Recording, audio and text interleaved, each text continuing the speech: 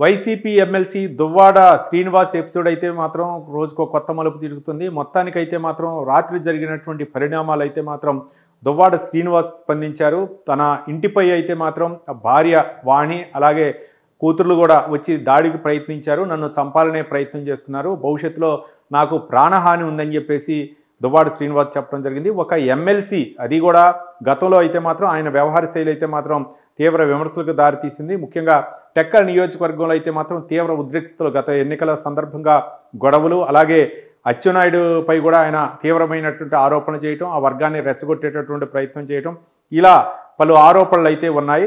అలాగే కొన్నిసార్లు అయితే మాత్రం ఆయన పోలీసులపై కూడా విమర్శలు గుప్పించినటువంటి సందర్భాలు ఉన్నాయి. ఈ నేపథ్యంలో ఇంట్లో జరుగుతున్నటువంటి పరిణామాలు అవ్వచ్చు, అలాగే ఆయన సతీమణి వాణి చేసినటువంటి ఆరోపణలు అవ్వచ్చు, అలాగే పిల్లలు కూడా ఆయనపై ఆరోపణలు చేస్తున్నట్టు, మా నాన్న మాకు కావాలని చెప్పేసి దువ్వాడ శ్రీనివాస్ అలాగే మాధురి ఉంటున్నటువంటి ఇంటి దగ్గరికి వెళ్లి గొడవ చేయడంతో దువ్వాడ శ్రీనివాస్ కూడా స్పందించారు. అర్ధరాత్రి తలుపులు బద్దలు కొట్టుకొని నన్ను చంపడానికి ప్రయత్నించారు, అలాగే అక్కడ కొంతమంది సహకరించారని చెప్పేసి ఆ దువ్వాడ శ్రీనివాస్ అయితే ఆరోపణ చేశారు. ఈ కోవలోనే నాకు ఆత్మరక్షణ కోసం లైసెన్స్డ్ గన్ కావాలని చెప్పేసి ఆయన అయితే మాత్రం కోరుతున్నారు. మరోపక్క పోలీస్ స్టేషన్లో ఫిర్యాదు చేశారు.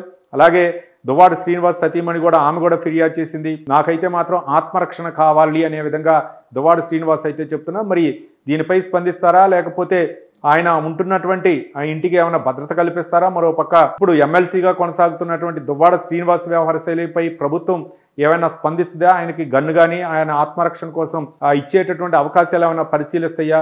మరి ఈ ఎపిసోడ్ ఎటు వెళ్ళుతుందనేది మనం ఆలోచించాల్సినటువంటి అంశం. మరోపక్క మహిళలు, అంటే ఆయన సతీమణి అవ్వచ్చు, లేకపోతే కూతురు అవ్వచ్చు, వాళ్ళకి ప్రభుత్వం ఏ విధంగా అండదండలుగా ఉండబోతుంది? మరి మహిళా కమిషన్ ఏమైనా స్పందిస్తుందా ఈ వ్యవహార శైలిలో? అటుపక్క మాధురి విషయంలో కూడా నాకు స్పందించాల్సినటువంటి వ్యవహారం ఉంది.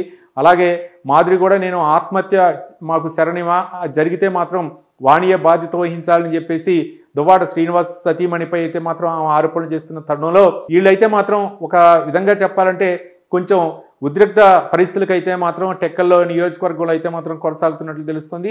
మరో పక్క గత వైసీపీ హయాంలో దువ్వాడ శ్రీనివాస్కి అయితే మాత్రం ఎక్కువ ప్రాధాన్యత ఇచ్చినటువంటి జగన్ అసెంబ్లీ ఎన్నికల సమయంలో కూడా ఆ నియోజకవర్గానికి వెళ్ళి ఆయనకైతే మాత్రం సపోర్ట్గా ఉన్నారు.